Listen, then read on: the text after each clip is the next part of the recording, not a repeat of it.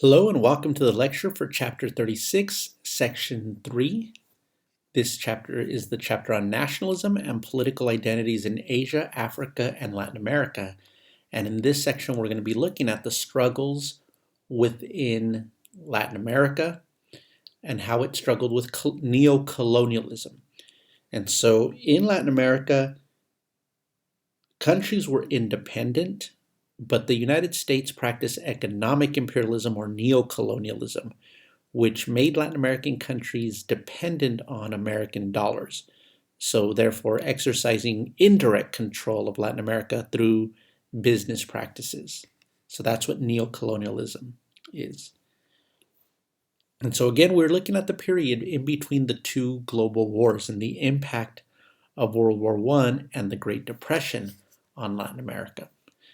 So Latin American nations continued to struggle to achieve stability as foreign powers intervened after World War I. Neo-colonialism is seen in the sense of foreign economic domination and frequent military intervention and interference in the workings of a nation's political systems. And that's what takes place in Latin America as it tries to overcome its economic challenges. It is going to face frequent military or other forms of intervention by the United States. You see in the cartoon here, Uncle Sam, right, luring the fish, right, Peru, Nicaragua, Mexico, other countries, with dollars. Okay, so after World War I, Latin Americans' economies are struggling because during the war, they were producing largely agricultural products for the countries that were fighting. They were exporting to nations that were at war. But as the people in those nations returned to work after the war, the demand for Latin American products decreases, so it's going to have an impact. And that's going to lead to new changes and new economic ideologies in Latin American countries. So there's a reorientation of political and nationalist ideals. Marxism, Lenin's theory on imperialism, and the concern for workers being exploited by North American dollars shapes the views of intellectuals and artists in this period, and revolutionary doctrines start to be seen as viable political alternatives to liberalism. The Latin American countries had been governed by liberal democracies, but those democracies were very corrupted by American dollars. And so people in Latin America had democracy on paper, but not necessarily in practice.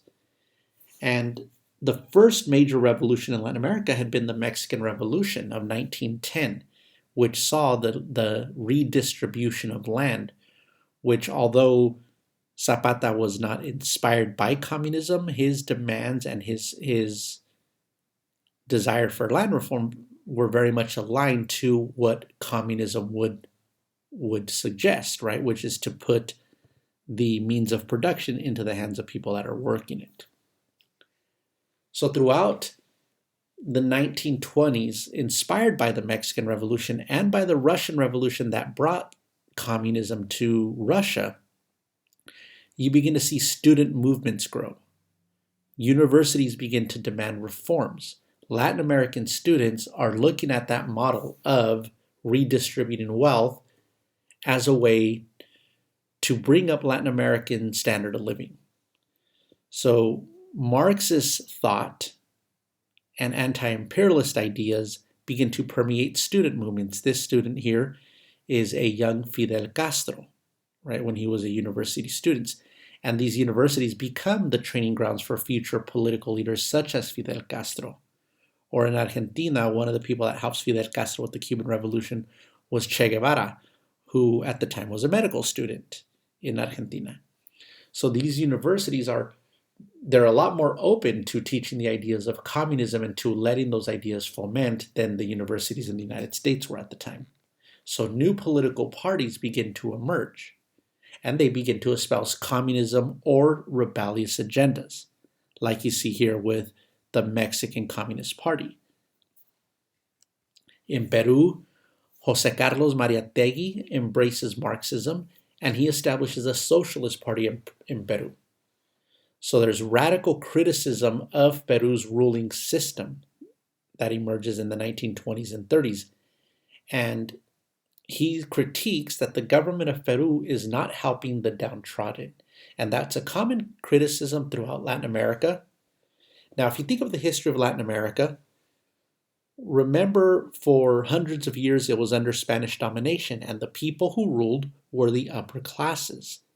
The upper classes came from Europe, or they were descendant of Europeans. They were predominantly white. It isn't until the mid-1800s that you start having more mestizos and more representation in government, but it's still predominantly the same ruling classes, the educated elites, mostly the descendants of the Europeans, the criollos of the colonial era. So even though there's independence, and even though they have constitutions, modeled after the Enlightenment ideas, the practice of ruling and of democracy really only applies to a lot of the upper classes, not to the masses. And so that's what these critiques were aiming at.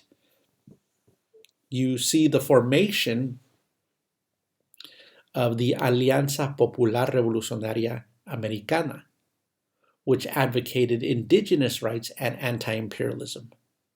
And again, in Latin America, imperialism isn't direct control, but it's the economic control, the power that US dollars have over the rulers of Latin America. Victor Raúl Laya de la Torre supports anti-imperialism and workers' rights and advocated for a non-communist alternative where the peasants and workers cooperate with the middle class. So APRA was seen as an attempt not necessarily to go towards communism, but to find some middle ground that's going to benefit the people. In Latin American art, the art of Diego Rivera, who was the leading artist, he was the most famous and most popular artist of Latin America at this time, blends artistic vision with radical political ideas in large public murals. And he was hired by the Mexican government to educate a lot of the masses after the revolution. So after the Mexican Revolution, which began in 1910, and Mexico doesn't become stable until about 1922, most people before the revolution were uneducated. They didn't have formal education until after the revolution. So they hired Rivera to paint murals to educate the people about the history through artwork. And so he used that art to also portray political ideas. He provoked controversy in the United States because his paintings visualized this economic dependency and political repression.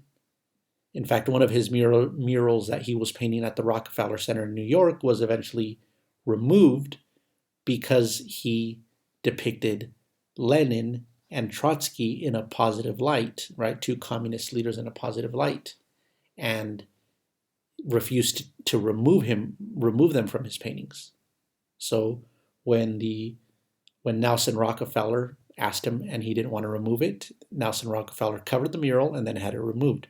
And Diego Rivera later painted it in Mexico City. So his murals publicized the impact that the United States was having on Latin America, and it helped spread political activism in the Americas. So many of you are familiar with these paintings of the flower vendors, but a lot of his art was much more radical and revolutionary. This mural here in San Francisco, right, is promoting unity between the workers, and it shows the workers of the United States and the workers of Mexico, and the bridging of ancient cultures with modern cultures and modern technology. Right, this mural was meant to celebrate the interrelationship between the United States and Mexico. And then murals that are depicted at the Mexican government palace, right, where the president and the Congress meet, right, depict the history of Latin America, the brutality of colonialism. This one shows the conquest and the lynchings and the Inquisition that took place, the exploitation of the workers. This is another mural, and in this mural, you can see if you look closely, right, it shows the police forces that are represented with swastikas, right?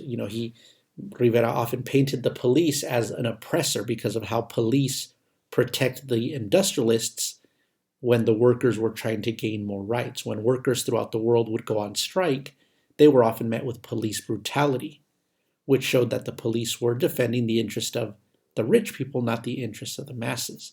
And you could clearly see the symbols. You could see the communist flag right up top. At the very top is Karl Marx, and he's holding in there his Communist Manifesto about how history is a history of class struggle. So there, Diego Rivera is trying to educate the Mexican people on the ideas of Karl Marx. And you see the banner of the Soviet Union off to the side. And then in the other portions of the mural, you could see like wealthy business people conspiring. They're working with their money. They're oblivious to the conditions of the workers who are the people making them rich. Right here, you see another mural where you see a Mexican intellectual holding a book, Karl Marx, El Capital, Das Kapital was one of Karl Marx's books. And again, trying to educate people about the differences in philosophies.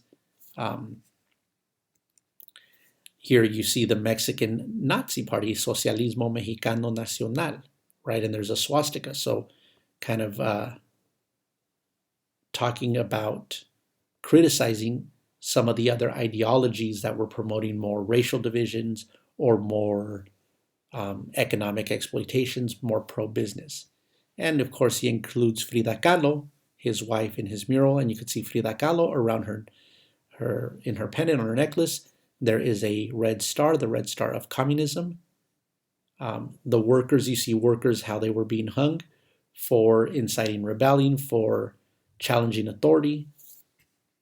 This is the mural that was repainted in Mexico City. It was originally in Rockefeller Center, but again, because he portrayed Lenin and Trotsky on here, Nelson Rockefeller said, I can't have that mural in my father's building, and he orders the mural painted over, which upset Diego Rivera.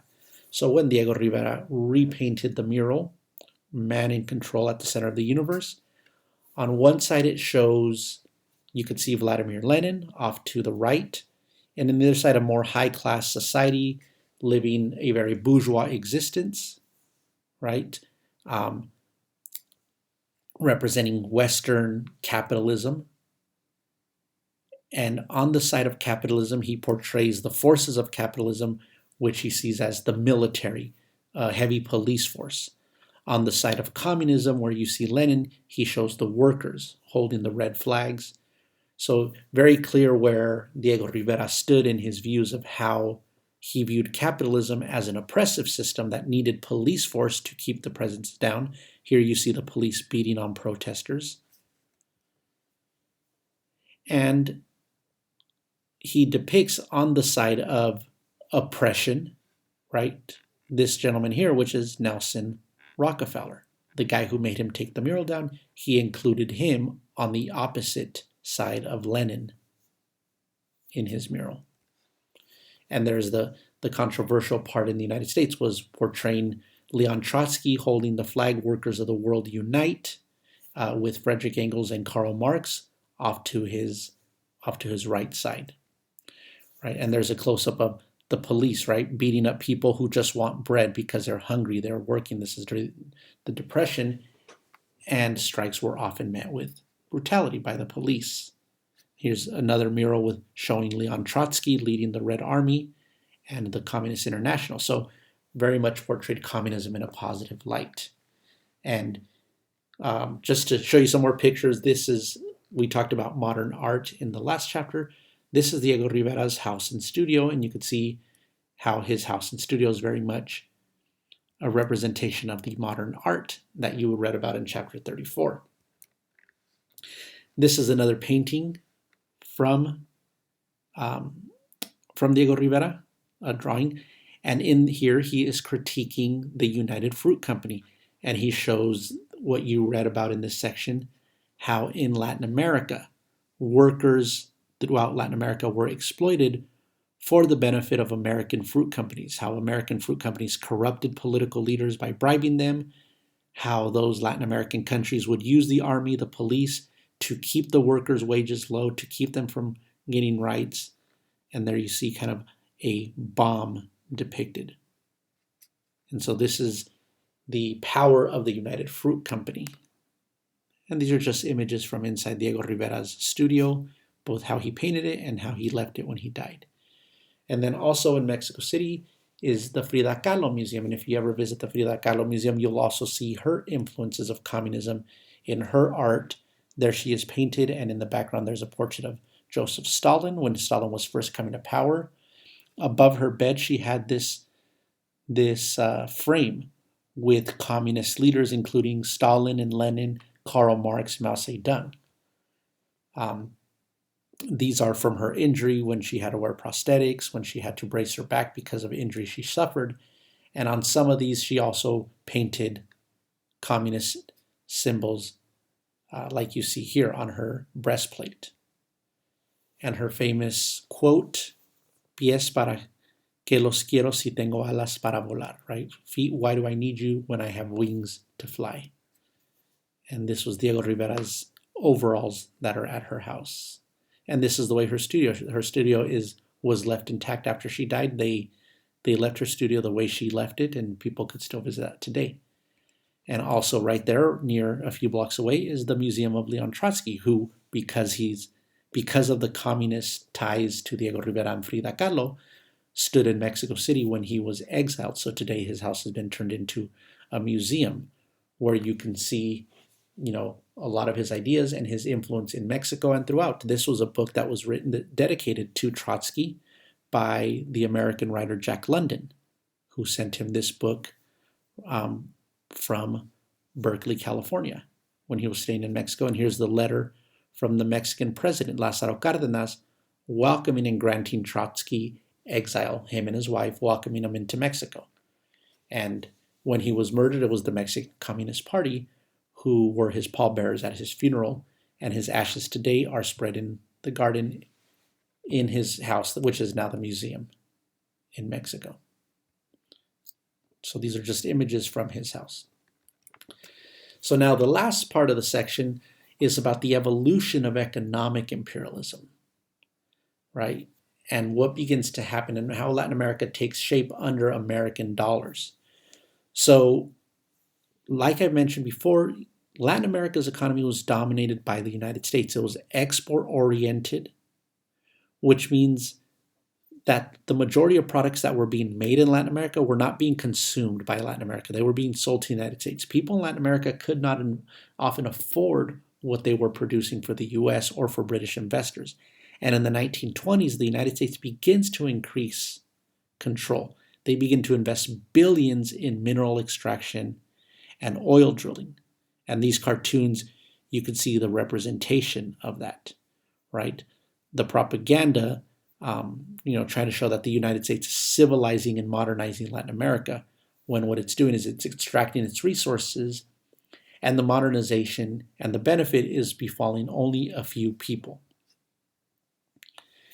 This map here shows you where United States held possessions, like Puerto Rico, and then where the United States has intervened, where the United States sent military. So you can see U.S. sent troops to Haiti, to the Dominican Republic, to Jamaica, multiple times in Cuba, multiple times in Mexico, multiple times to Nicaragua, to Colombia, to Venezuela, to British Guiana.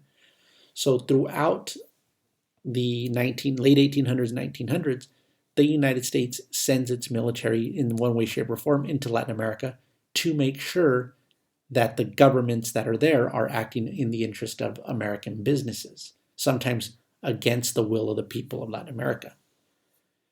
And so that was part of the big stick diplomacy under Teddy Roosevelt, and under President Taft, he argues to substitute dollars for bullets. So instead of big stick diplomacy, he calls it dollar diplomacy, right? And the idea was to try to promote peaceful commerce over expensive military intervention.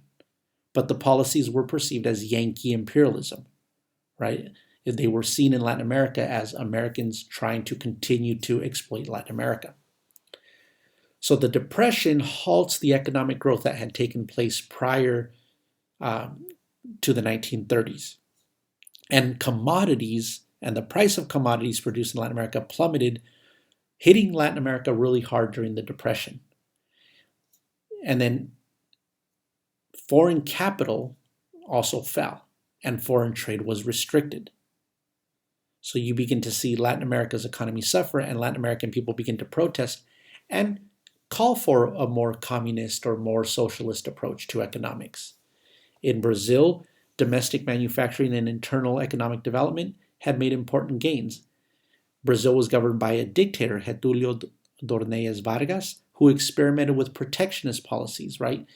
Raising taxes on products from other countries to make people buy Brazilian products instead, using social welfare initiatives to benefit workers. So he's able to kind of try to weather the storm of the Depression. The policies that the United States begins to practice into the 1920s and 30s, especially under Roosevelt, become known as the good neighbor policy, right? But there's going to be conflict with this. So the United States is trying to change its image in the 1930s to be, less repressive, but there's still going to be conflicts, and this is known as the good neighbor policy.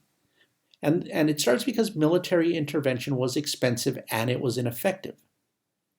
Neocolonialism persisted with sweetheart treaties that benefited the Americans more than the Latin Americans. So U.S. financial interests control Latin American economies. And FDR pursues more cordial relations with Latin America.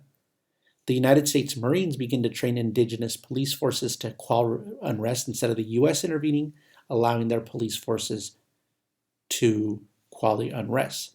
But that's going to lead to dissent and challenges. In Nicaragua, we see the challenge between Sandino and Somoza.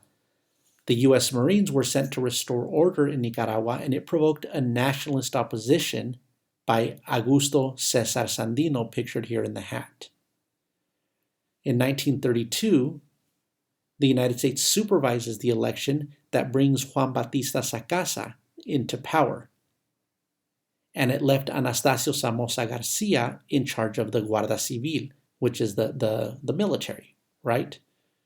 So once that happens, Somoza's guards, and there you see Somoza pictured with Sandino at the bottom, Somoza's guards murder Sandino in 1934, and he becomes the president. So Somoza becomes the president, and he becomes loyal to the United States. And when he becomes the president, he amasses the largest fortune in Nicaragua's history. So he went from a guy who was the leader of the army to the richest person in the history of Nicaragua because of the corruption, because of allowing American businesses to continue to exploit the Nicaraguan land and the Nicaraguan people, right? So when you had someone trying to change that, someone trying to stand up for the Latin American people, you see them assassinated with the blessing of the United States. And there you see American troops, right, with Nicaraguan troops, with one, who trained they trained the forces that were carrying out some of these atrocities in Latin America. Another challenge to the United States comes in Mexico when Lázaro Cárdenas in 1938 nationalizes Mexico's oil. This tested Roosevelt's policy, right? Roosevelt said he wants to be a good neighbor, he doesn't want to intervene, and this tests him because the United States owned most of Mexico's oil reserves. So Roosevelt, because Mexico is right next door, resists the pressure from the United States investors and from Britain to invade Mexico, and instead negotiates to the point where Mexico will give the oil companies $24 million in compensation. So Mexico takes the oil back from businesses. Lázaro Cárdenas creates a national oil company. This is where Pemex begins, right? Cárdenas is hailed as a hero for standing up to the United States, but it did cost Mexico $24 million in compensation, which over the long run was not a lot because Mexico's oil productions are one of the richest even today in the world. And there was also cultural exchanges. So another attempt to try to ease the tensions and make them good neighbors was having cultural exchanges. The U.S. was trying to improve its image and relations with Latin America. Mexicans had migrated to the United States in large numbers, filling in the void that was left by European Americans as the U.S. grew, especially during the war industry, because it happened to be at the same time as the Mexican Revolution. So a lot of people left to the U.S. to work, and it was Mexican labor that really helped build and make the Southwest of the United States and the West Coast some of the richest lands in the world. So they served as agricultural and industrial workers in the booming economy, but then during the Depression, like you've read before, or we talked about before, they were deported because of being blamed for the problems. One thing you should know when we talk about Latin America, indicative of all this, would be the United Fruit Company. Right? The United Fruit Company owned ports and vessels and lots of land. It was one of the biggest landowners in Latin America. And it made sure that it used its money to control Latin American countries so that the wages of workers would stay really, really low so their fruit could be profitable. And so Hollywood promoted the Brazilian Carmen Miranda in order to try to promote more positive images of Latin America. And the United Fruit Company used her image to, create the iconic Chiquita banana. Right? They used her image to sell bananas, and it becomes a symbol of U.S. economic control. Right? They're trying to soften their image as imperialists by having this cartoon figure, right? But this becomes the United Fruit Company becomes the epitome of what U.S. control is, because here is a fruit company that has more power than the presidents of some of these countries. And it happened to be that the brother of the president of the United Fruit Company was the head of the CIA. Okay? And so whenever Latin American countries wanted to pass laws to improve wages for workers or to make the companies pay their fair share of taxes on Latin American land, the United States was quick to use military or covert operations to make sure that these lands continued to remain profitable for American businesses. And so when you think about the long-term impact that all of this has, when you look at this section, you begin to see the roots of where the relation between North America and Latin America is today. It helps us understand the legacy of corruption of Latin American countries, because it's been corrupted by American dollars. Today it's drug dollars. And also helps understand the patterns of immigration, right? When countries were industrializing and developing economies, the Latin American economies were unable to develop strong economies because of this dependence on the United States and on British capital. And they were unable to really control their own destinies, because when they did try to take avenues of development that were going to benefit them, they were faced with intervention from the US military. And that pattern will continue and actually probably increase in some parts during the Cold War. But we'll talk about at a later chapter. So thank you, and that is it for this chapter.